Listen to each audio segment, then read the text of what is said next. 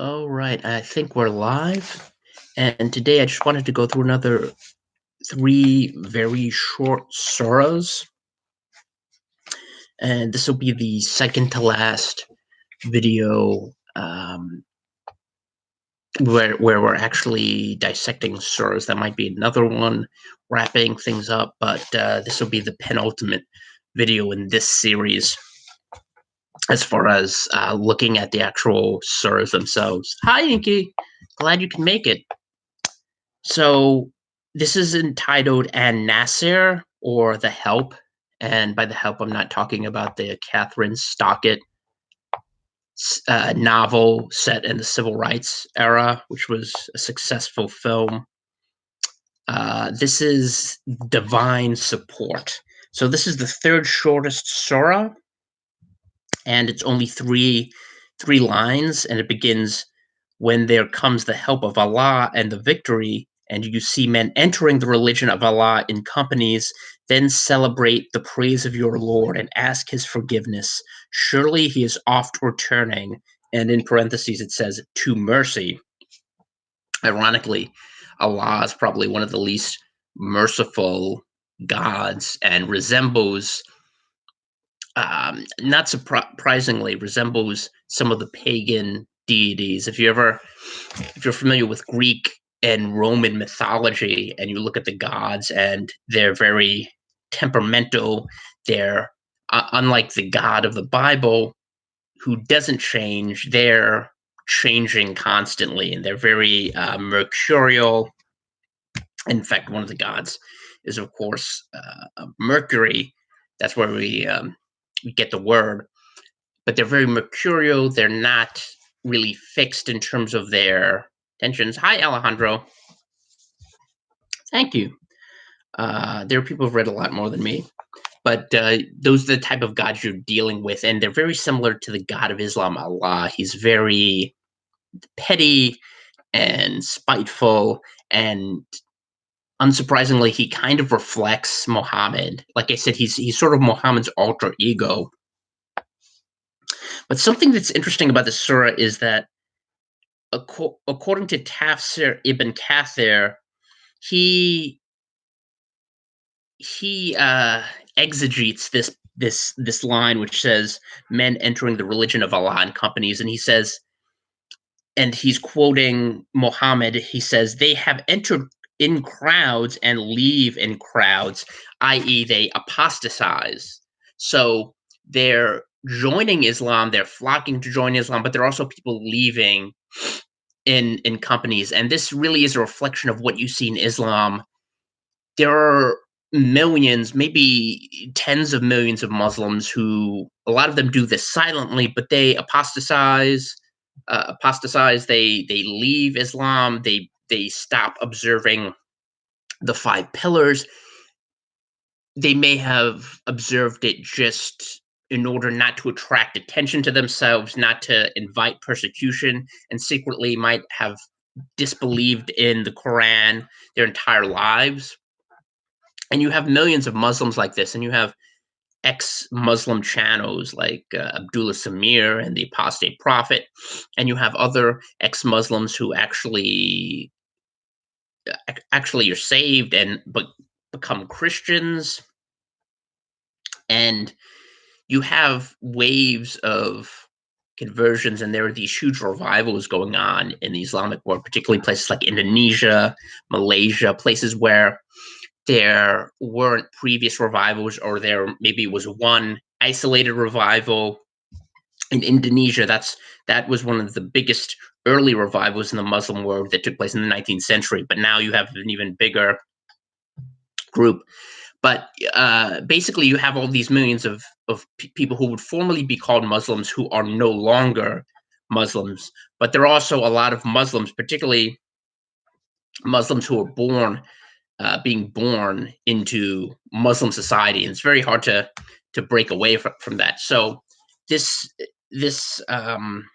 tradition, which says they enter in crowds and leave in crowds, it's kind of interesting that this is one of the things that, if you want to if you want to consider Muhammad to have some sort of prophetic value, you could actually point to this semi accurately, but it doesn't make Islam look good. Just like Muhammad saying that he would, his aorta would be severed if he was a false prophet. The fact that that actually happened is actually an indictment of Muhammad's character and his ability to prophesy. I don't know if there, well, millions. I know there are definitely millions who've left Islam, who had just stopped observing it. The thing is, most of them don't make a public announcement of it because in most Muslim countries, it's it's a criminal offense, the apostasy, and in some, I think at least 8 Muslim countries, the crime of apostasy is punishable by death. But even in countries where it's not punishable by death through the legal system, that you would be likely to be honor killed. For example, in Pakistan, even though there haven't been that many there haven't been many people who've actually been executed by the state for apostasy, there have been many honor killings. So, but yeah, I definitely believe there are millions of Muslims who have abandoned Islam in some way. I mean, some of them are atheists. Some of them have become Christians. It really varies, but it's not wise for them to be public about their apostasy for obvious reasons. So that was Surah 110. Surah 111 is called the Flame al Masad, or Twisted Strands, and this refers to palm fibers.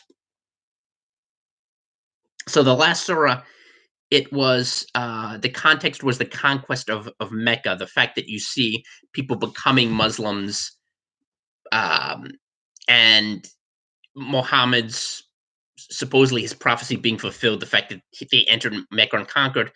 But it's also an indication that a lot of people who are Muslims are not sincere about it, because the Meccans were his fiercest enemies, the Quraysh, his own tribe, and they bowed the knee, but it was only after many years of him gaining strength and being able to physically impose himself. They surrendered because they knew they would be part of the Islamic um, hierarchy, at the top of the Islamic hierarchy. So they would be, and even today, if you're supposedly a descendant of Muhammad and from the Quraysh tribe, that means you're highly esteemed, and that's why Abu Bakr al-Baghdadi, the former head of ISIS, used um, that turban, that black turban, and it, it was an indicator that he was supposedly descended from Muhammad and from the Quraysh.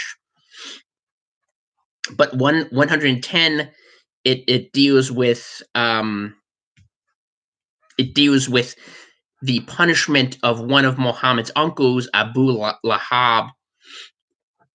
And one of the interesting things about this, it's just 5 verses, very short verses. It begins, "Perdition overtake both hands of Abu Lahab, and he will perish. His wealth and what he earns will not avail him. He shall soon burn in fire that flames." And Abu Lahab, that last name, it means flames, or flaming. And his wife, the bearer of fuel, upon her neck a halter of strongly twisted rope. And remember, Muhammad said that more than half of the inhabitants of hell, of Jahannam, will be women. He was not, contrary to Muslim apologists, he was not in any way a feminist. He was not the 6th century Arabian version of Judith Butler. He wasn't some he wasn't some progressive feminist. He hated women. But the interesting thing about this is that it doesn't specify who Abu Lahab is. If you weren't familiar with the Quran, you wouldn't even know what the fact that his name is a reference to flames. Oh, really? But you wouldn't know what it was. Like, if you weren't familiar with the Quran, if you didn't. Oh, Judith, yeah. It's funny. I've been reading the Apocrypha, and Judith is one of the books in the Apocrypha. It's kind of famous, more so for the depiction of Judith in Holofernes. You have all these great artworks depicting her cutting off his head while he sleeps, and that's the key part of that book. And you have all these great Renaissance artists and artists afterwards depicting Judith, depicting that scene. It's pretty interesting, but in terms of this sort of like you don't have any context for what this is, and this is one of the arguments against the Quran being infallible and being created by God and being this great work of literature. You have an entire surah here, even though it's only a short 5 pages, where there's no context. So you can read the Bible, and if you've never read the Bible before, there may be some passages that are confusing, but it really is a lot of it is self-explanatory.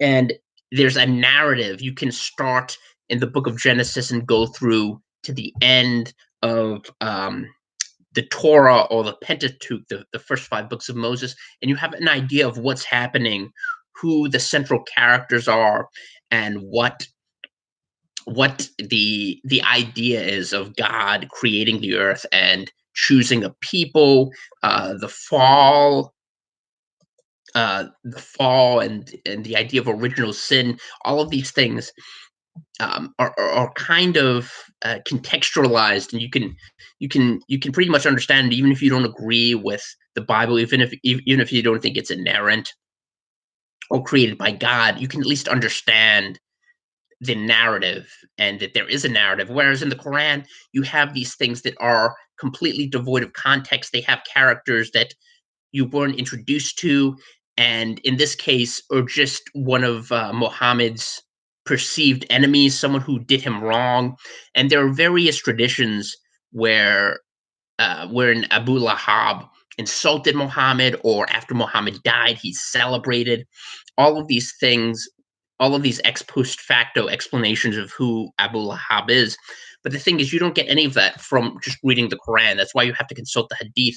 But the thing is, if you have to rely on the Hadith in order to explain the Quran, there's something deficient about the Quran itself. And it's not, why would God create a book where you have these obscure, esoteric references to personal enemies of Muhammad that no one would understand unless someone took the time to give you the context? And the context is not included. So this surah is a great surah if you want to um, have a debate with a Muslim and try to get him to explain how this is evidence of a divinely created book. It makes no sense.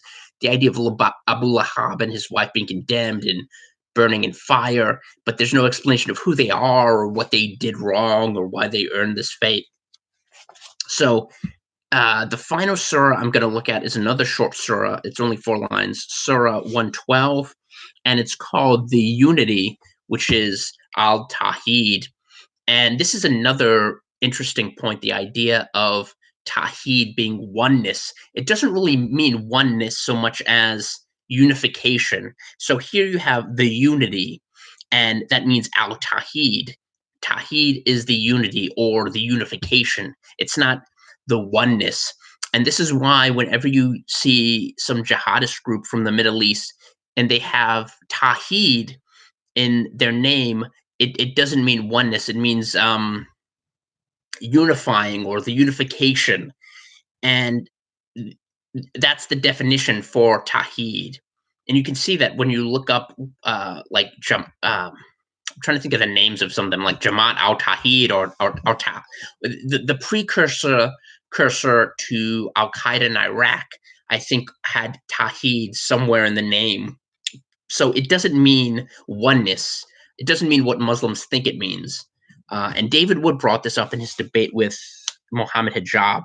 But there's another name for this surah, al-Ikhlas, which means sincerity. Um, So he says, it begins one, say, and like many surahs in the Quran, it begins with a recitation. So you have to say this.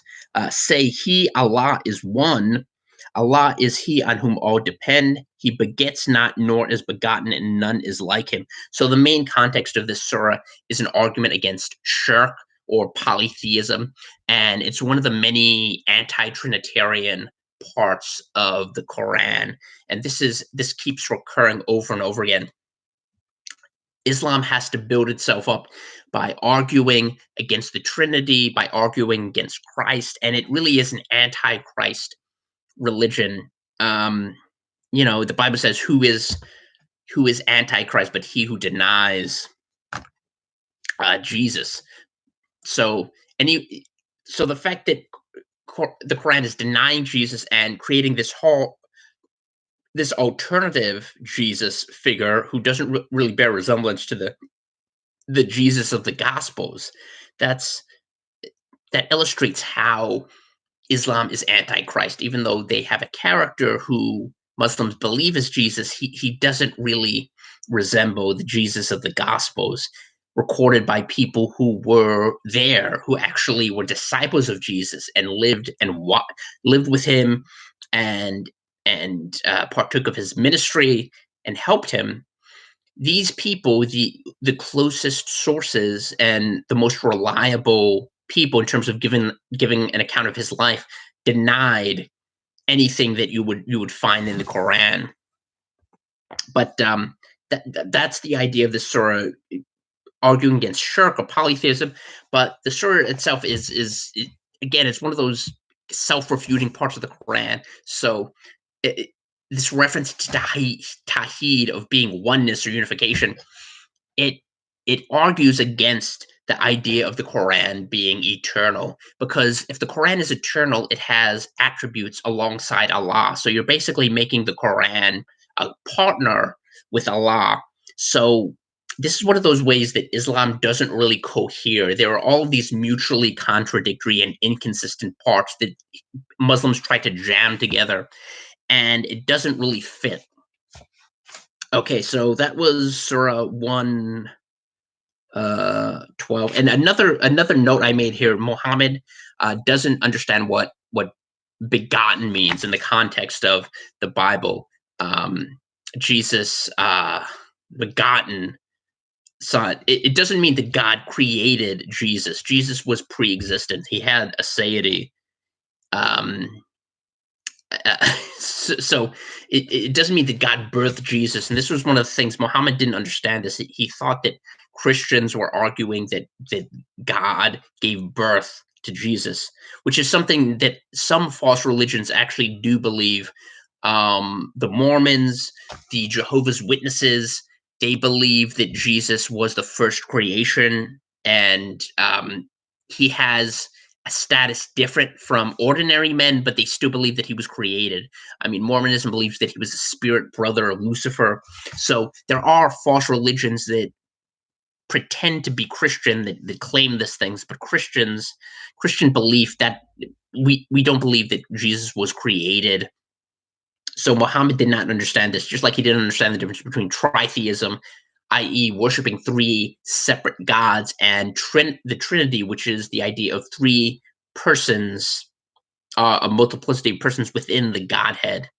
And you see this reflected in things like the triquetra, with the three interlocking shapes. So if you can think of it like on a secular level, the idea of a triumvirate would be three persons ruling one government, just like a tetrarch. You hear the word tetrarch in the Gospels. So that was four governors governing one government. Yeah, it's interesting. Mormonism is definitely interesting. They were talking about this on Cross Culture a few days ago. One of the moderators is from a Mormon background. It is leap day. Well, it's leap day for another 3 hours on the East Coast. Okay, so that's Surah 112. And there are only two more surahs left, and then the closing prayer, which I'll get into in my next and final video, at least for this, at least in terms of the read through, like dissecting individual surahs. But thanks everyone for joining me tonight. The next video, like I said, it'll be the last in terms of the read through. I might do a wrap up video after that, but it'll be the final one in this series. Anyway, thanks everyone for joining. Alejandro, GW, Inky, everyone else who was watching. And like I said, share. Feel free to share. Tell people this is the Quran exegesis coming to a close, so we're wrapping up